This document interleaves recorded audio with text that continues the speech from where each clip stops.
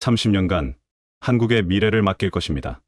미국도 못한 일을 한국이 해낼 것입니다. 대한민국 방산에 무려 30년을 맡기겠다는 나라가 등장해 발칵 뒤집어졌습니다. 10년도 아닌 무려 30년을 한국에게 독점 사업권을 준다고 하면서 한국 방산 산업의 위상이 완전히 달라졌음을 실감케 했는데요. 여기에 더해 미국도 스스로 힘들어하는 부분을 한국이 해결해 줄 것이라고 크게 기대하고 있다는데 자세히 알아보겠습니다. 대한민국 방산 50년 역사상 유례없이 파죽지세로 글로벌 방산 시장을 휩쓸고 있습니다. 실제로 최근 3년간 대한민국의 무기 수출은 무려 380억 달러를 넘어서며 글로벌 방산 수출 4대 강국 진입을 코앞에 두고 있는데요. 우크라이나 사태로 인해 각국의 무기 지원이 필요해지면서 국제적으로 방산 협력이 그 어느 때보다도 중요해진 만큼 한국 방산의 역할이 더욱더 주목받고 있는 상황입니다. 그런데 유럽 방산 시장에서 연일 축포를 터뜨리고 있는 한국 방산이 이번에는 중남미 방산 시장에서 대형 사고를 쳤다고 합니다. 페루 해군이 진행 중인 함정 건조 프로젝트에 우리 방산 기업이 낙점되면서 대한민국 방산 역사가 새롭게 써진 건데요. 방산업계에 따르면 지난달 HD현대 중공업이 페루에서 함정 내척을 수주하며 중남미 함정 시장 진출을 본격화했습니다. 이는 국내 기업의 중남미 방산 수출 가운데 사상 최대 규모로 함정 총 내척, 건조에 6,200억 원의 계약을 따냈습니다. 더구나 이번에 HD현대중공업은 앞으로 30년 동안 전력 증강을 위한 전략적 파트너십까지 따내면서 향후 계약에서도 유리한 입지를 얻어낼 것으로 기대되는 등 방산 수출의 새로운 역사를 썼다는 평가가 잇따르고 있습니다. 내친 김에 HD현대중공업은 이번 성과를 통해 중남미 함정 수주의 발판으로 삼겠다는 큰 그림을 그리고 있다고 합니다. 앞서 HD현대중공업은 3,400톤급 호위함 한 척, 2,200톤급 원해경비함 한 척, 1,500톤급 상륙함 2척 등 함정 4척을 페루 국영 시마조선소에서 현지 공동 건조하는 계약의 우선 협상 대상자로 선정됐다고 밝혔는데요. 다시 말해서 이번에 HD현대중공업 이 군수 수송 지원 및 해상 순찰함 다목적 함정 건조 업체로 선정된 건데 군함 공동생산 조선소 인프라 구축과 관련 기술 개선을 목표로 페루 정부에서 진행 중인 대형 프로젝트로 알려졌습니다. 이에 따라 HD현대중공업은 시마조선소와 협력해 2029년까지 총 4척의 함정을 순차적으로 페루 해군에 인도할 계획이라고 합니다. 구체적으로 HD현대중공업이 함정의 설계, 지자재 공급과 기술 지원을 수행하고 시마조선소가 최종 건조를 맡게 될 것으로 보입니다. 이번에 HD현대중공업이 건조하게 될 호위함은 길이 127m, 폭 14.9m, 최대 속도 26.5노트, 항속거리 6,000해리로 대한미사일과 수직발사대가 탑재되고 대공 탐지 능력을 높일 수 있는 AESA 레이더가 장착될 예정입니다. 원해경비함은 길이 95m, 폭 14.3m, 최대 속도 20노트, 항속거리 6,000해리로 중형해상작전 헬기를 운용할 수 있는 것으로 알려졌습니다. HD현대중공업에 따르면 원해경비함은 다양한 임무를 수행할 수 있도록 탑재 장비를 쉽게 변경할 수 있는 미션 모듈이 적용되는 등 중형해상 작전 헬기를 운용할 수 있는 것이 특징입니다. 또한 상륙함은 길이 58m, 폭 13.2m, 최대 속도 10노트, 항속거리 1,500해리로 대형 장갑차 7대 이상 또는 20피트 컨테이너 20개 이상을 수송할 수 있는 장점을 지니고 있습니다. 이번에 페루 해군이 한치의 망설임 없이 HD현대중공업을 택한 건 방산업계에서 그간 쌓아올린 성과를 높이 평가한 결과로 보이는데요. 실제로 HD현대중공업은 지난 1987년 뉴질랜드에 8,400급 군수지원함을 인도한 것을 시작으로 재작년에는 필리핀으로부터 수출용으로 개발한 2,200급 원해경비함 6척을 수주하는 등 현재까지 총 18척의 해외 함정을 수주하는 쾌거를 기록 중입니다. 그리고 이번에 중남미 방산 시장인 페루에서 제대로 사고를 치게 된 겁니다. 방산업계에 따르면 페루 정부는 해군 함대를 현대화하기 위해 총 23척의 선박을 건조할 계획으로 알려졌습니다. 무엇보다 이번 수주는 국내 방산업계가 이탈리아와 스페인, 네덜란드 등 방산 강국과 경쟁의 승리를 거머쥐며 대형 수주 성과를 따냈다는 엄청난 의미가 내포돼 있습니다. 이번 사업을 위해 페루 해군은 HD현대중공업을 비롯해 독일, 스페인, 미국, 프랑스, 이탈리아, 네덜란드, 영국 소재 업체들의 사업 제안서 제출 의사를 타진했었습니다. 당시 시마 페루는 각국 대사관에 이번 프로젝트에 참여할 의향이 있는 업체가 있는지 요청했다고 밝히며 적극적인 참여를 유도했었습니다. 하지만 결국 최후의 승리자는 한국 방산 업체로 돌아갔는데, 시마 페루는 프로젝트 참여 신청을 한 업체들을 대상으로 기술 이전 수준,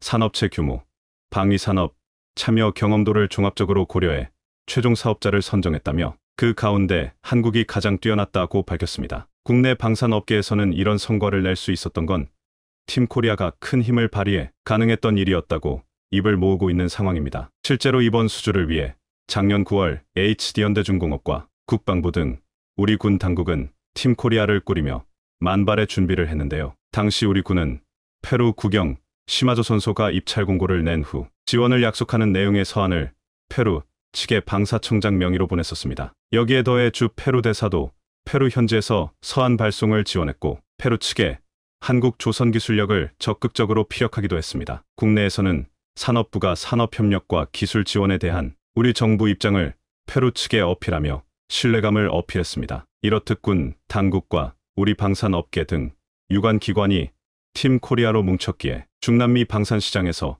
새로운 역사를 만들어 낼 수 있었던 겁니다. HD현대중공업도 이번 수주는 국방부, 방사청, 산업부, 주페루 한국대사관, 코트아 등 정부 기관과 기업이 팀 코리아로 뭉쳤기에 해낼 수 있었다며 이탈리아, 스페인, 네덜란드 등 쟁쟁한 방산 경쟁국들을 제치고 수주를 이뤄냈다는 점에서 더욱더 의미가 남다르다고 소회를 밝혔습니다. 무엇보다 이번 페루 함정 수주를 계기로 한국 함정이 중남미 지역으로 본격적으로 영역을 확장하는 계기가 될 거라는 기대감이 조성되면서 국내 방산업계도 덩달아 후끈 달아오르고 있는데요. 그것도 그럴 것이 당장의 HD현대중공업은 향후 30년 동안 시마, 페루 측과 군함 건조 사업자로 독점 계약할 수 있는 사업자 지위도 얻었습니다. 이는 앞으로 HD현대중공업이 먼저 사업을 포기하겠다는 의사를 밝히기 전까지 사실상 페루 해군에 함정을 독점적으로 공급할 수 있다는 의미입니다. 이런 가운데 앞으로 페루 해군이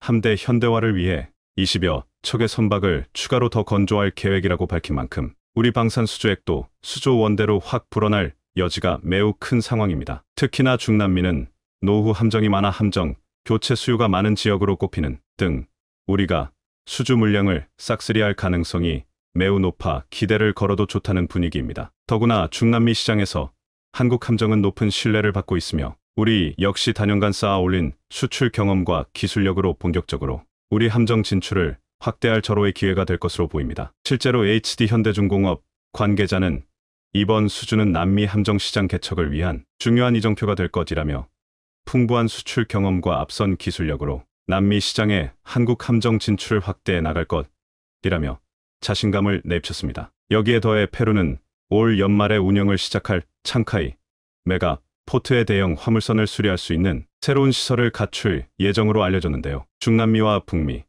아시아를 연결하는 허브 항만 건설을 목표로 진행 중인 이 사업은 페루에서 열릴 APC 정상회의 개최에 맞춰 마무리될 것으로 보이는데, 이를 계기로 본격적으로 중남미 내해상 사업이 활발히 진행될 것으로 보입니다. 그만큼 대한민국 방산업계에 새로운 기회가 펼쳐질 것이라는 이야기이기도 합니다. 실제로 한국 방산, 특히나 한국 군함의 국제적 위상이 엄청나게 달라졌는데요. 천조국으로 불리는 미국도 이제 한국에게 군함 건조를 맡길 정도로 성능은 물론 국제적인 명성과 신뢰도가 매우 두터운 상황입니다. 방산업계에 따르면 지난달 카를로스 미국 해군성 장관이 우리 조선소와 미 해군함정 MRO 사업을 논의하기 위해 방한했었습니다. 미국의 방산 업무를 한국에게 맡기기 위한 것으로 미 조선 산업이 자국의 해군 역량을 뒷받침하지 못한다는 걸 인지하고는 조선업 기술이 뛰어난 한국을 직접 찾은 겁니다. 실제로 앞서 미 연방회계감사원은 미 해군이 함정 운용에 어려움을 겪고 있다며 계약한 함선,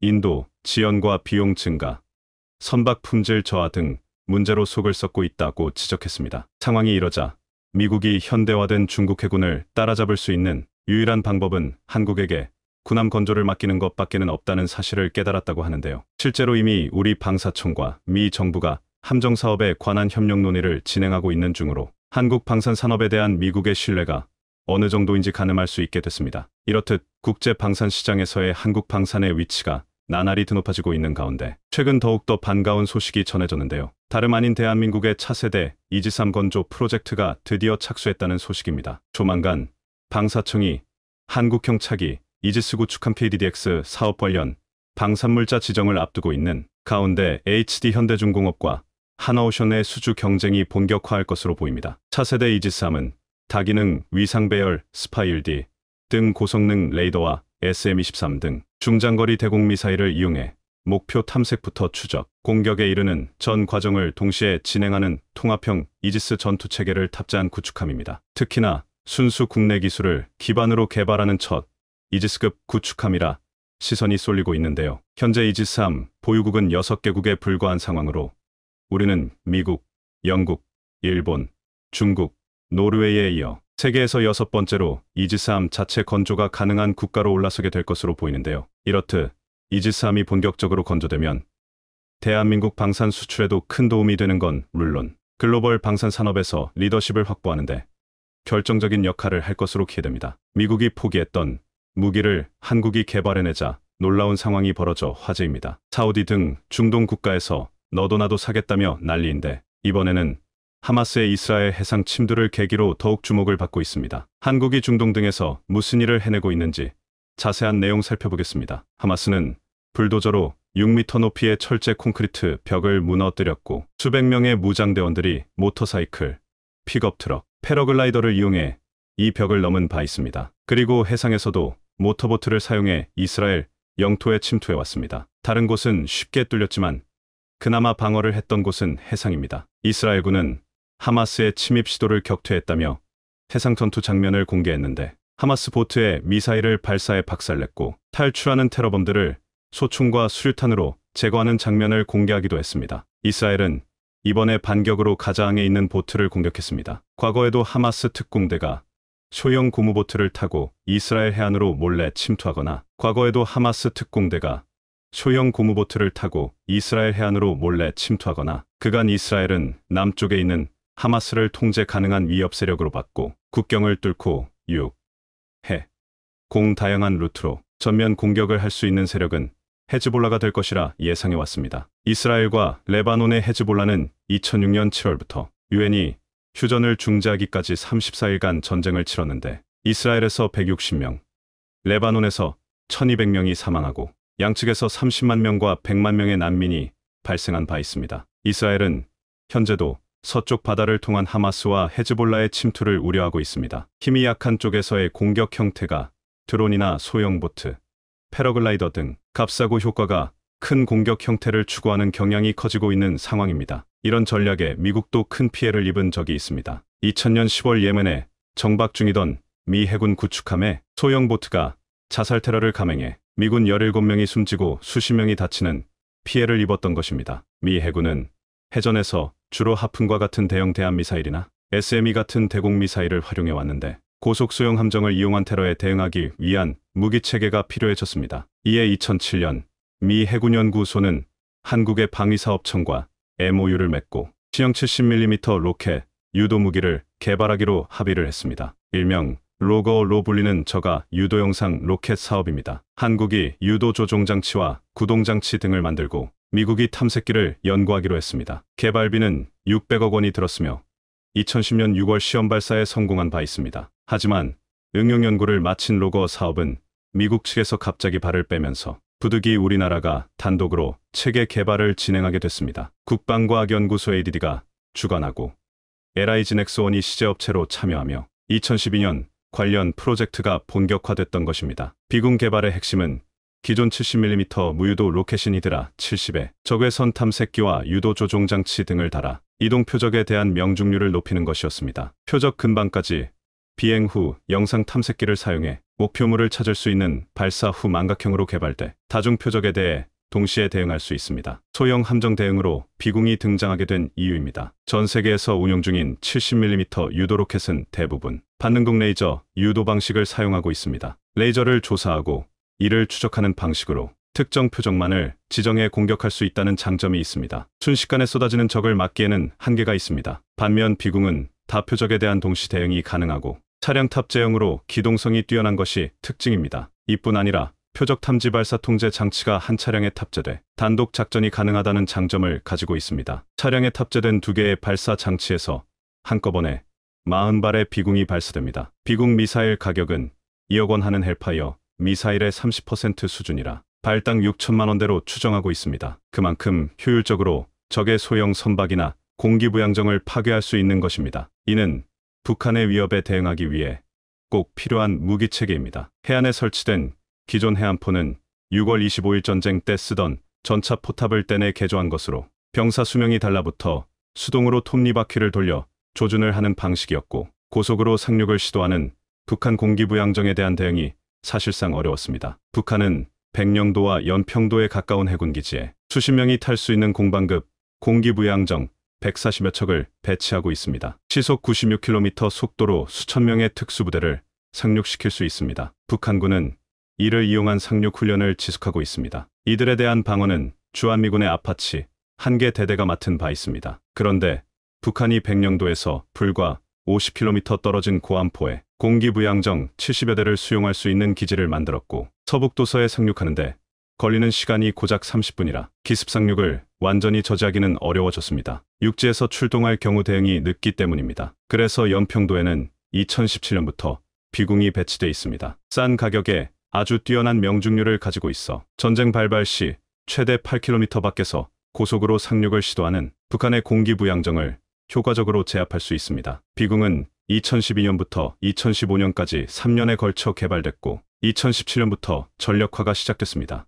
유도무기 개발 사업이 평균 5터부터 6년 정도 소요되는 것을 감안하면 매우 빠르게 진척됐죠. 비궁은 높은 가성비로 해외 시장에서 호평을 받고 있습니다. 2018년에는 미국의 군수물자 조달 프로그램 FCT에서 19개 후보 사업 중 1순위로 선정되기도 했습니다. 자신들은 포기했지만 한국이 개발을 마친 유도무기에 큰 관심을 보였던 것입니다. FCT는 미국에서 생산되지 않는 동맹국의 우수 장비 및 기술을 시험 평가하는 프로그램입니다. FCT에는 유럽 등 방산 선진국들이 다수 참여한 바 있으나 국산 유도무기가 대상이 된 것은 비궁이 최초였죠. 2019년 10월에는 미국 국방부 평가단의 참관 아래 안흥시험장에서 10발을 발사해 10발 모두 표적에 명중시키는 우수성을 뽐냈습니다. 그리고 작년 하와이 인근에서 열린 임팩 훈련 때도 큰 인기를 끌었습니다. 마라도함에 탑재된 비궁에 각국 해군의 관심이 집중된 것입니다. LIG 넥스원은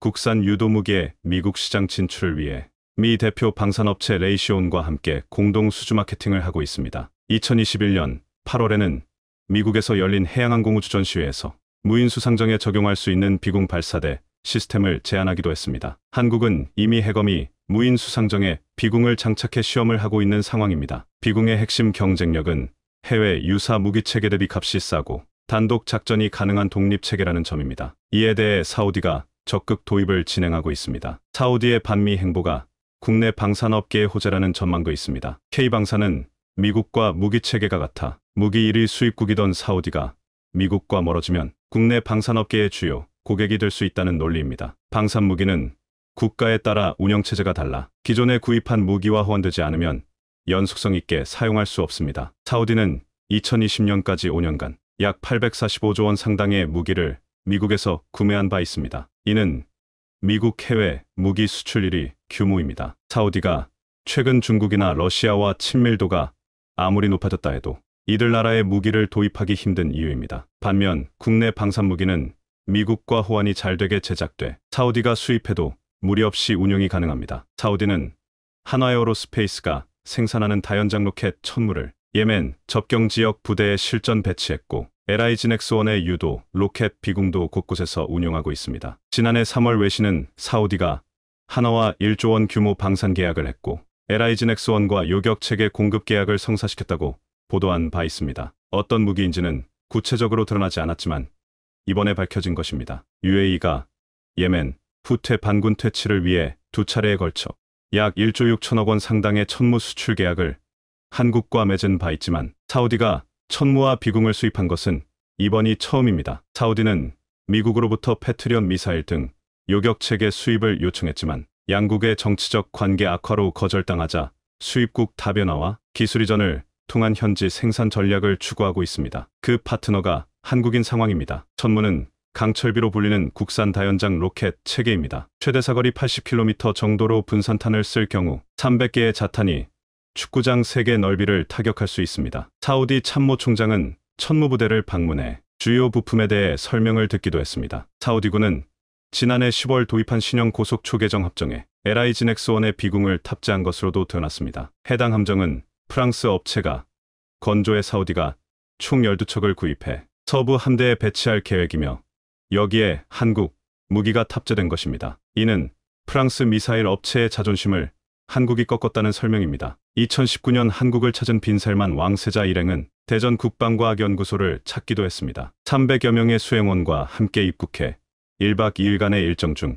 2일째 방문 일정으로 이곳을 택한 것입니다. 사우디는 한국 국방과학연구소를 롤모델로 하는 무기연구소 설립을 희망한다는 의견을 피력해왔습니다. 지난해 11월 빈살만 왕세자 방한 때도 한화와 LIGX-1, 현대로템 등과 만나 방산 협력 방안을 논의했을 정도입니다. 사우디는 한화에어로스페이스의 BOE와 LIGX-1의 천궁 이 무기 수입도 타진하고 있습니다. 옆나라 UAE 또한 천무와 천궁 2를 수입한 바 있고 새로 도입하는 팔라지삼 연안 순찰선에는 비궁 탑재도 예정돼 있습니다. 즉, 한국 무기가 중동 시장을 장악하는 상황입니다. 이는 실적 증가로도 이어지고 있습니다. LIGX-1 영업이익은 2019년 대비 10배 이상 늘었고 2025년이면 3천억 원대도 돌파할 것으로 보고 있습니다. 지난해 수출 규모는 4천억 원대로 전년과 비교해 390% 폭증했고 전체 매출에서 수출이 차지하는 비중 또한 2021년 4.5%에서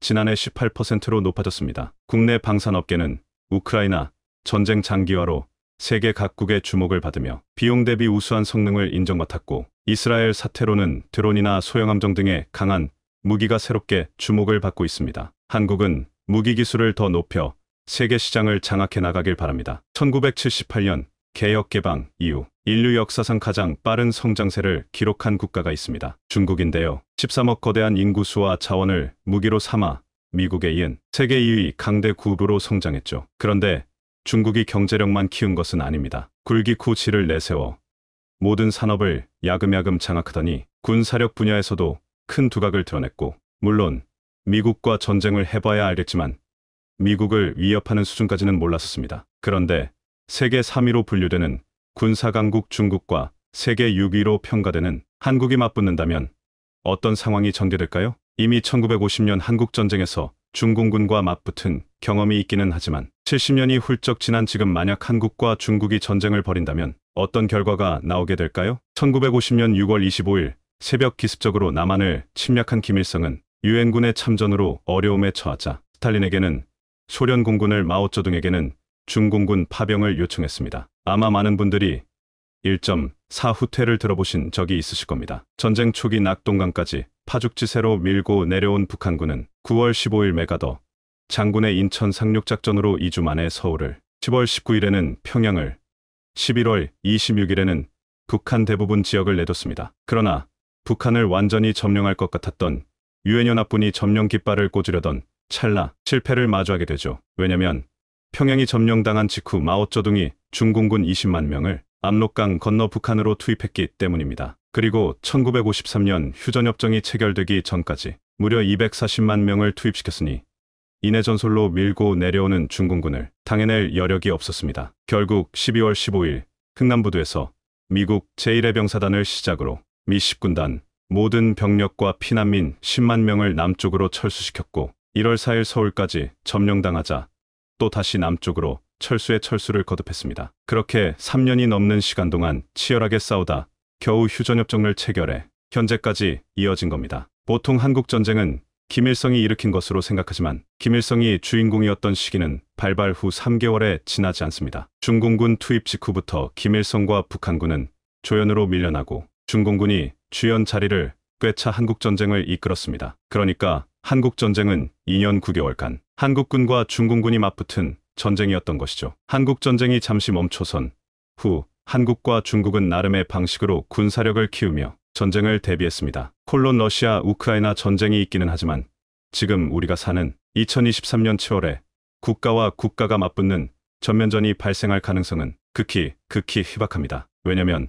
전 세계 모든 국가의 경제력 수준이 올라갈수록 그 돈의 상당수는 국가 안보를 위해 투입되기 마련이라서 핵무기, 전투기, 항공모함, 이지스함, 전차, 잠수함, 로봇 등등 70여 년 전에는 상상도 할 수 없는 신무기들이 속속 등장하고 있으니까요. 그래서 전쟁의 발발 가능성은 10만도 되지 않을 텐데, 만에 하나라는 가정을 해본다면 한국과 중국은 여러 여건상 한 번 정도는 맞붙을지도 모르는 위험성은 있습니다. 직접적인 전면전은 어렵겠지만 북한이라는 매개체가 등장하면 이야기가 달라집니다. 발발 가능성이 급격하게 높아지죠. 사실 북한과 중국은 애증의 관계입니다. 북한은 미국이 자신들을 위협할 때마다 중국을 찾고는 했는데, 김일성은 마오쩌둥과 덩샤오핑을, 김정일은 장쩌민과 후진타오를, 김정은은 시진핑을 찾아 전략을 의논합니다. 물론 대외적으로는 원론적인 평가를 내놓지만 중국의 입장이 난처해져도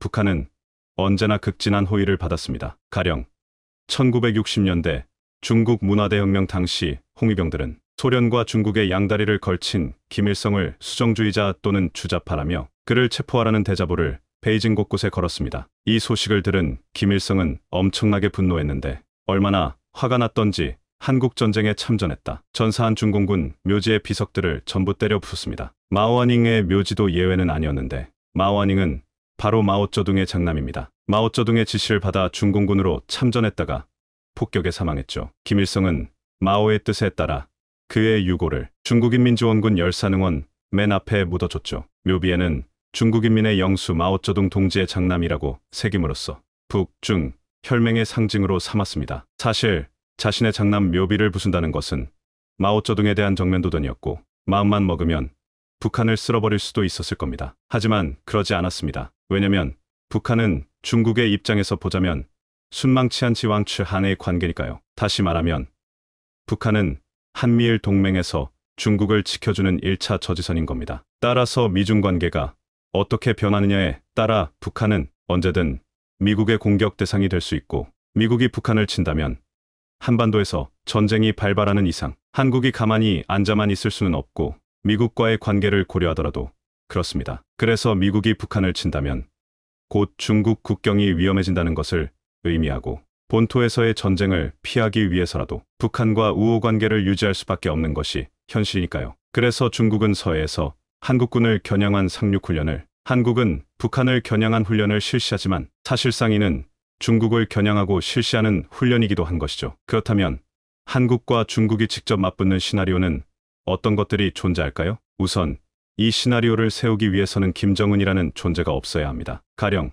김정은이 갑작스럽게 사망한다든지 하는 등의 부재가 상정되어야 하죠. 그리고 만약 김정은이 후계자를 지정하지 않은 상태로 사망한다면 크게 세 가지 시나리오를 떠올릴 수 있습니다. 우선 북한을 70년 이상 이끈 백두혈통이 권력을 승계하는 시나리오입니다. 지금 김정은은 딸 김주애를 전면에 내세우고 있지만 그에게 아틀이 있는지도 확인되지 않습니다. 그래서 지금 상황이라면 동생 김여정이나 딸 김주애가 북한을 승계받을 가능성이 큽니다. 그러나 여기에는 많은 변수가 도사리고 있죠. 과연 극히 보수적인 북한 군부가 여성 지도자를 인정하느냐 말입니다. 여성이라는 성별이 문제가 되는 것인데, 북한은 봉건 사상 및 가부장적인 전통이 강해 과연 여성 지도자에게 지금의 김정은처럼 충성을 바칠지는 미지수입니다. 두 번째는 김여정이나 김주애와 함께 북한 세습 엘리트 집단이 집단지도 체제로 공동정권을 수립하는 시나리오를 틀 수 있습니다. 현재 북한에서는 김일성을 도와 북한을 건설한 혁명동지들의 자제가 군부에서 여전한 영향력을 발휘하고 있는데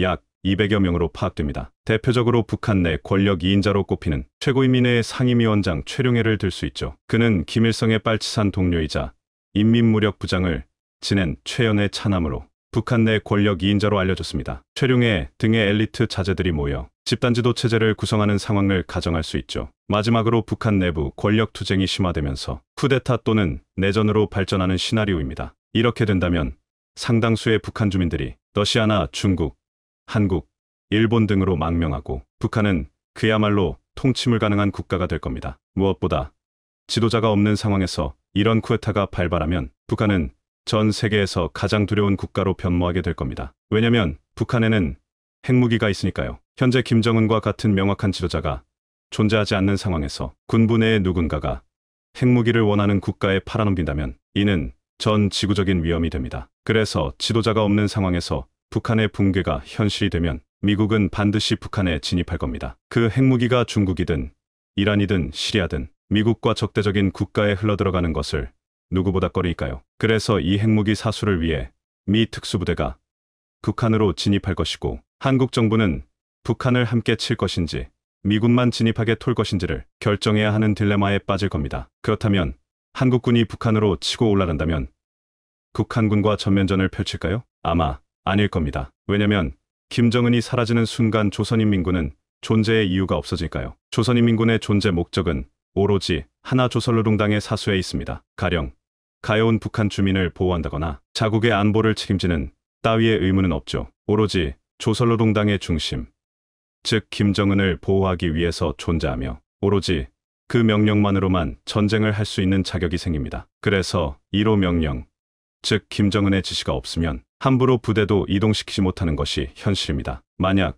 누군가 1호 명령을 발동했다면 지도자가 바뀌었다는 것을 의미하는 것이므로 1호 명령이 발동됐다는 것 자체가 반란 행위에 해당하기 때문에 사실상 누구도 지도자가 될 수 없는데요. 하지만 김정은이 어떤 이유로 사라진 상황에서 북한을 통치하겠다며 중국이 압록강을 건넌다면 이때는 필시 한국군과의 전면전이 발발합니다. 아마 중국은 평양을 중심으로 북쪽에서 한국은 평양 아래 남쪽에서 대치하게 될 겁니다. 한국과 중국 모두 북한 전역을 손에 넣고 싶어 할 테니 결국 총성은 물릴 겁니다. 그렇다면 한국에는 없는 중국의 핵무기는 위협이 될까요? 어떤 이유로도 핵공격을 펼칠 수 없게 되는데 이유는 미국 때문입니다. 현재 한국은 미국의 해구산 뉴클리어 엄브렐라 아래에 있습니다. 즉, 남한이 핵공격을 받으면 미국이 가진 핵무기로 공격한다는 개념인데 만약 중국이 핵공격을 감행하는 순간 미국은 안 그래도 얄미운 중국에게 어마어마한 핵무기를 쏟아부을 겁니다. 그야말로 제3차 세계대전이 발발하게 되는 것이죠. 여기에 중국의 핵무기 공격에 미국이 침묵한다면 한국은 이제까지 축적한 기술력으로 즉시 핵무기를 제조할 겁니다. 이미 한국이 핵무기 공격을 당한 마당에 남 눈치 보며 어영부영할 필요가 없으니까요. 그래서 중국은 미국이 두려워서라도 절대 핵무기를 사용하지는 못합니다. 만에 하나 한국과 중국이 10일 데스매치를 벌인다면 어떨까요? 아마 한국이 이기지 못할 가능성이 높지만 중국도 무사하지는 못할 겁니다. 세계 3위 군사력과 세계 6위 군사력이 정면으로 맞붙는다면 당연한 결론이지만 아마 중국도 멀쩡하지는 못할 겁니다. 한국을 중심으로 한 북한, 러시아, 중국, 일본 등 주변국이 가장 두려워하는 것은 한국의 기본 전략인 고슴도치 전략입니다. 고슴도치 전략이란 한국이 누군가를 선제 공격하거나 침공하지는 않겠지만 만약 한국에 선제 공격을 가해온다면 필패를 감안하더라도 한국이 가진 모든 무기를 쏟아붓겠다는 의미이다. 평소 순하디 순한 고슴도치는 자신을 공격하는 상대방을 죽음에 이르게 할 만큼 강력한 가시를 가지고 있습니다. 한국이 바로 이런 고슴도치가 되겠다는 것이죠. 한국이 가진 모든 미사일 방향은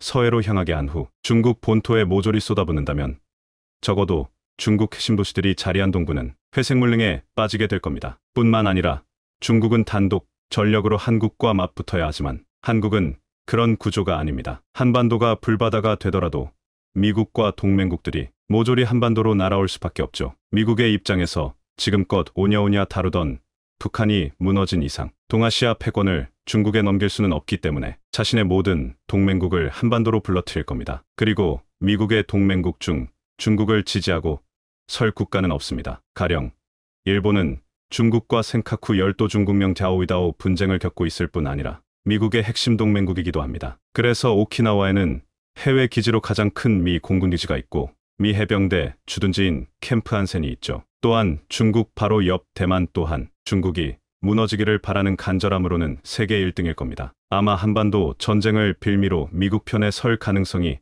100%죠. 필리핀 역시 미군이 주둔 중이고 호주는 중국과 정면으로 무역 전쟁을 겪고 있습니다. 또한 중국 남쪽에 위치한 베트남은 중국과 남중국해 분쟁에 휘말렸고 중국 서쪽에는 중국보다 더 많은 인구수를 자랑하는 인도가 중국의 칼을 갖고 있죠. 여기에 파키스탄, 키르기스스탄 등이 미국과 직접 협력하게 될지는 알 수 없지만 이를 국가에 미 공군기지가 있어 언제든 중국 상공을 날아 한반도로 날아올 수 있습니다. 하지만 더 큰 문제는 북한에 집중하는 순간 중국 본토가 위험해진다는 점입니다. 마오쩌둥은 김일성이 자신의 장남 묘지 비석을 부숴서도 이를 넘어갔던 것은 북한과 중국이 순망치 않은 관계였기 때문입니다. 중국의 입장에서 외교적으로 가장 중요한 국가라는 것이죠. 하지만 북한을 보호하거나 북한을 점령하기 위해 대규모 병력을 파병했다가는 중국과 악감정을 가진 인도, 또는 남중국해 분쟁으로 곤란해진 동남아 국가들이 빈집털이를 감행할지도 모르는 일이죠. 또한 중국이 억지로 품 안에 가둔 소수민족들의 반란도 간과할 수 없는 일입니다. 따라서 중국이 북한을 노리는 순간 거대한 중국은 걷잡을 수 없는 혼란에 빠져들 수밖에 없죠. 오늘 영상을 준비하며 중국의 위상과 위치에 대해서 다시 한번 생각해봤습니다. 중국은 가운데 중종을 써서 세상의 중심이 되고자 했지만 다시 생각해보면 세상 모든 분쟁의 중심에 있어서 중국이 아닐까 생각해봤습니다. 욕심을 조금만 멀고 주변국들과의 관계를 조금만 더 유하게 가져갔더라면 어땠을까? 과욕 때문에 대륙을 벗어나는 순간 가장 위험해지게 된 것은 아닐까 생각해봤습니다. 최근 미국과 베트남 사이에서 미묘한 기류가 감지되고 있습니다. 과거엔 서로 앙숙이었지만 최근엔 미국의 F-16 전투기를 베트남이 구매하기 위한 협상에 나서고 있다는 소식이 들려오고 있기 때문입니다. 현재 베트남의 전투기와 주요 대공무기들은 전부 러시아제 장비를 사용하고 있는데 이는 과거 중국과의 마찰이 주요하게 작용한 것으로 보입니다. 1979년 1월 중국의 등소평은 미국을 방문하여 당시 지미 카터 대통령을 향해 작은 친구가 말을 듣지 않는다. 엉덩이를 걷어차 주어야겠다라는 의미심장한 말을 남겼습니다. 여기서 작은 친구란 베트남인데 등소평에 이런 발언이 있고 나서 1개월 뒤에 중국은 베트남을 향해 군병력을 투입했고 국지전이 발생했습니다. 그 당시 중국과 베트남이 충돌하며 양측 모두 수만 명의 전력 피해가 발생했고 결과는 베트남의 승리였습니다. 이후로도 중국과 베트남의 관계는 악화되어 베트남의 핵심 주요 군사무기는 중국산이 아닌 같은 공산권 무기인 러시아제 무기로 무장하게 되었습니다. 현재도 베트남의 모든 전투기는 러시아의 수호의 전투기지만 러시아, 우크라이나 상황으로 러시아로부터 원활한 부품 공급이 제대로 되지 않고 있어 베트남 공군은 전투기 유지 보수에 큰 애를 먹고 있는 것으로 알려졌습니다. 이를 포착한 미국의 행정부가 베트남과 F-16 전투기 편대를 포함해 해군 초계함을 판매하기 위한 방안을 적극 추진 중으로 확인되었습니다. 추가적으로 이런 군사무기를 판매하는 것뿐만 아니라 미국과 연합 합동훈련 등 각종 교류도 추진 중으로 보이는데 베트남 공군이 러시아제 전투기에 익숙해 미국제 전투기를 도입하는 순간 베트남의 파일럿들은 F 시리즈 전투기를 몰기 위한 새로운 교육을 받아야 한다는 것으로 미국과 베트남의 군사적 교류가 자연스럽게 늘어날 수밖에 없습니다. 다만 미국이 베트남에게 군수물자를 판매하게 되면 중국의 반발이 만만치 않을 것으로 보입니다. 중국은 과거의 베트남과 무력 충돌이 있었던 것과 별개로 현재도 남중국해 인근에서 베트남을 포함한 다른 동남아시아 국가들과 영유권 분쟁을 벌이고 있어 베트남과 미국의 군사교류가 활성화되면 중국에겐 남중국해에서 미국의 영향력을 확대시켜주는 좋지 않은 상황이 연출되기 때문입니다. 특히 중국은 베트남이 주장하는 영해를 자신들의 전투기 작전 반경으로 지정하고 베트남 앞바다까지 전투기를 출격시키는 등 군사적 도발 횟수를 높여가고 있는 상황이기에 베트남으로서도 중국의 전투기에 대항할 수 있는 고성능 전투기와 동시에 대공 방어와 공격 능력을 갖춘 구축함 도입을 적극적으로 추진하고 있습니다. 하지만 언제나 그렇듯이 예산이 문제인데요. 미국의 F-16 전투기와 구축함 초계함 등 군함을 도입하기엔 베트남의 경제 상황이 녹록치 않다는 것입니다. 특히 F-16 전투기의 경우엔 4.5세대에 준하며 가장 최신의 업그레이드 모델이자 대만 공군에게 인도되고 있는 F-16V가 될 것으로 예상되고 있습니다. F-16V는 대만에 판매된 기준으로 한 대당 도입 단가가 1,400억 원에 달하며 1시간당 운영 비용은 거의 3천만 원에 육박합니다. 지속적으로 유지 관리 비용이 발생하는 것은 덤입니다. 게다가 납기일도 시원치 않은 상황입니다. 2021년 대만에 판매가 승인된 F-16V의 경우엔 미국 내 공장에서 생산 차질로 예정된 납품일에 납품이 불가능해 대만에서도 굉장히 물만이 나오고 있는 상황입니다. 전투기가 도착하기까지 공군력에 공백이 생기기 때문입니다. 대만은 66대의 F-16V를 주문하면서 9조 원의 예산을 투입했고 HI트남이 F-16V 한 대대 12대를 기준으로 하면 1조 7천억 원의 예산이 필요합니다. 1년 국방 예산이 2조 원인 베트남에게 전투기 1개 대대 도입 비용이 국방 예산에 맞먹어 경제적으로 굉장한 부담이 된다는 지적이 베트남 언론에서도 지적되고 있는 상황입니다. 남중국해에서 중국의 도발을 효과적으로 견제하고 구식의 러시아제 전투기를 서방 표준으로 바꾸는 것은 좋지만 돈이 너무 많이 든다는 게 문제점으로 떠오르고 있습니다. 이에 베트남의 일부 언론과 현지 군사 전문가들은 한국의 FA-50에서 해답을 찾았다는 사설을 게재했습니다. 최근 한국의 FA-50이 방산 수출 역사상 유례없는 빛의 속도로 폴란드에게 납품된 것을 언급하면서 FA-50 전투기뿐만 아니라 K흑표 전차, K9 자주포까지 계약 납기일보다 빠르게 도입되고 있다는 소식을 전했습니다. 이어서 FA-50의 블록 20 업그레이드 버전은 AESA 레이더와 레이저, 유도 폭탄, 그리고 F-16과 호환되는 다양한 전자장비가 장착되어 사실상 4.5세대에 준하는 성능을 갖추고 있기에 폴란드와 말레이시아, 필리핀 등으로부터 선택받은 사실을 소개했습니다. 특히 폴란드는 베트남과 동일하게 러시아제 전투기를 운용하다가 서방제 무기로 넘어간 케이스라 베트남이 FA-50을 도입하게 되면 폴란드의 경우와 마찬가지로 무리 없이 전투기 세대 교체를 이룰 수 있다는 것이며 인접한 말레이시아와 필리핀 마저 FA-50을 도입해 실전성을 입증하고 효과적으로 사용하고 있다는 점에 주목했습니다. 베트남이 자국 영공과 영해를 지키기 위해선 F-16V보다 훨씬 저렴하고 시간당 운용비용도 저렴하면서 배송까지 빠르고 검증된 FA-50을 도입하는 게 타당하다는 주장입니다. 기체 가격 1,400억에 달하던 F-16V와 다르게 FA-50은 대략 절반 가격인 750억 원 수준이고 시간당 운용비용은 F-16V 대비 3천만 원의 15% 수준인 450만 원 수준으로 굉장히 저렴하게 운용할 수 있습니다. 무엇보다 미국에서 F-16V의 월 생산대수는 3대 4대에 묵과해 이 속도로 대만에도 납품이 지연되는데 대기표를 늦게 뽑은 베트남이 F-16V를 기다린 건 너무 늦는다는 지적도 나오고 있습니다. 결과적으로 가격도 저렴하고 납품도 빠르면서 성능은 결코 뒤처지지 않는 한국산 전투기가 해답이라는 분석입니다. 하지만 지난 몇 년간 한국과 베트남의 관계를 생각해보면 이렇게 중요한 사업을 진행하기 위해선 더욱 깊은 신뢰관계가 필요할 것으로 생각됩니다. 베트남이 이렇게 한국과 미국의 전투기를 놓고 저울질을 하는 사이 다급해진 중국이 한국을 찾고 있습니다. 며칠 전 한국의 한덕수 국무총리가 중국을 방문해 시진핑 주석과 고위급 회담을 가졌습니다. 여기서 시진핑 측은 한국은 중국의 오랜 친구이며 전략적 동반자 관계로 많은 협력을 이어나가야 한다는 주장을 했으며 그와 동시에 비공식적으로 한국에 방문해 한국과 더욱 많은 협력을 하고 싶다는 의사를 내비쳤습니다. 시 주석이 이번에 방한한다면